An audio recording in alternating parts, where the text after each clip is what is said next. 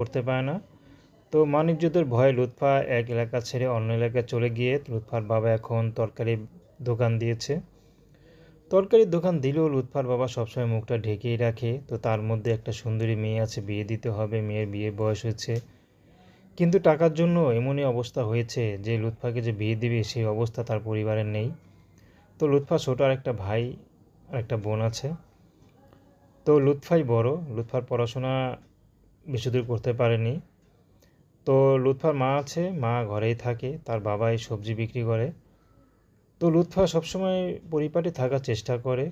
তো লুৎফার ইচ্ছা যে ভালো একজন মানুষ বিয়ে শাদী করবে, সে যেমনই হোক। তাই লুৎফা এখন ইউটিউবে এসেছেন তার বাবা মাকে না জানিয়ে। তার বাবার কষ্ট লুৎফাকে আর সহ্য করতে পারছে না। তো চাচ্ছে লুৎফা যদি নিজে ভালো একটা মানুষ খুঁজে বিয়ে করতে পারে হয়তো বাবার দিকে আর প্রেশার আসবে না। তো লুৎফা চাচ্ছে একটি ভালো একটা মানুষ যে তাকে সারা জীবনসঙ্গী করে রাখবে, কখনো ঠকাবে না, তাকে ছেড়ে যাবে না। তো দর্শক, প্রেম ভালোবাসা সাহায্য সহযোগিতা বিয়ে শাদী